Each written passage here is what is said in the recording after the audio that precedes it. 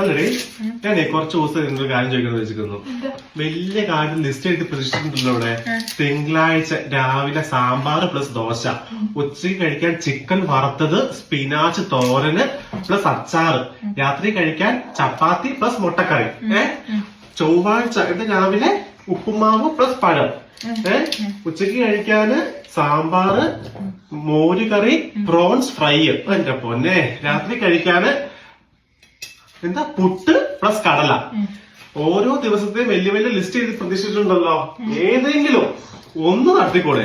ഇതെന്നും രാവിലെ bread butter, രാത്രിയിൽ കഞ്ഞി പയറ്.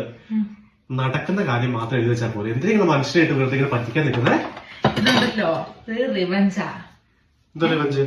അതെ, കല്യാണം കഴിഞ്ഞിട്ട് കല്യാണത്തിന് മുമ്പ്, അതായത് നമ്മുടെ കല്യാണം ഉറപ്പിച്ചില്ലേ, ഉറപ്പിച്ചു കഴിഞ്ഞപ്പോ നമ്മള് ഫോൺ വിളിക്കത്തില്ലായിരുന്നോ? അന്നേരപ്പോ നിങ്ങൾ എന്നോട് പറഞ്ഞു കല്യാണം കഴിഞ്ഞ് നമുക്ക് നിന്നെ ഞാൻ ഊട്ടി കൊണ്ടുപോകാം, പിന്നെന്താ മൂന്നാറിൽ കൊണ്ടുപോകാം, എന്നിട്ട് മൂന്നാറില് അവിടുത്തെ തേയിലത്തോട്ടങ്ങളിൽ കൂടെ നമുക്ക് ഓടി നടക്കാം, ചാടി നടക്കാം, അവിടെ എന്താ കാലയില് ചോര കുടിക്കുന്ന അട്ടയുണ്ടെന്നോ, അന്നേരപ്പോ ആ അട്ട കടിക്കും, അതുകൊണ്ട് നമുക്ക് ബൂട്ടിട്ട് വേണം പോകാനെന്നൊക്കെ പറഞ്ഞിട്ട് ഞാന് അവിടെ കിടന്നോണ്ട് വഴക്കുണ്ടാക്കി. അന്ന് തന്നെ മമ്മീനെയും കൂട്ടി ഞാൻ നീലേശ്വരം പോയി ബൂട്ട് മേടിച്ചു. ഇങ്ങോട്ട് നോക്ക് നിങ്ങള്. ബൂട്ട് മേടിച്ചു. എന്നിട്ട് ബൂട്ട് മേടിച്ച് ഇപ്പൊ ആ ബൂട്ടുണ്ടല്ലോ അവിടെ അലമാരിക്കകത്തിരിപ്പുണ്ട്. അത് ഇടയ്ക്ക് എന്നെ നോക്കി കൊഞ്ഞാൻ കുത്തിവരെ കാണിക്കാറുണ്ട്. വെറുതെ മേടിച്ച് പ്രതിഷ്ഠിച്ച് വെച്ചേക്കുന്ന ബൂട്ട്. എന്നിട്ട് നിങ്ങൾ കല്യാണം കഴിഞ്ഞ ഇടയൊക്കെ കൊണ്ടുപോയി ആ നിലമ്പൂർ ആ ഇടയ്ക്കത് അതിലെ കൂടെ മാത്രം എന്നിട്ട് വട്ടം കറക്കിച്ചു. ഇങ്ങോട്ട് നോക്കിക്കേ. എന്നിട്ടുണ്ടല്ലോ അപ്പൊ നിങ്ങളോട് ഇതൊരു പ്രതികാരം വീട്ടത് തന്നെയാ.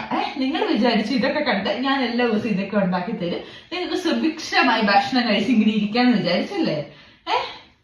എന്തുവാ മനുഷ്യൻ നിങ്ങൾ എന്നെ വിചാരിച്ചേ? എന്നിട്ടല്ലോ വെറൈറ്റിക്ക് വേണ്ടി കഞ്ഞിയും വേറുമല്ല, കഞ്ഞിയും കടല ഉണ്ടാക്കി വെച്ചിട്ടുണ്ട്.